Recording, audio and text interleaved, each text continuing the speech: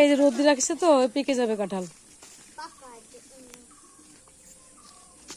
আছে কোনটা পাকা আছে, পাকা দেখে নাও, আমরা একটা হায়ার করে নিয়ে চলে যাই মাথায় করে। কে মাথায় দিবা? হয়তো একটা মাথায় নিয়ে চলে যাও পাকা হলে। তোমার কাঁঠাল?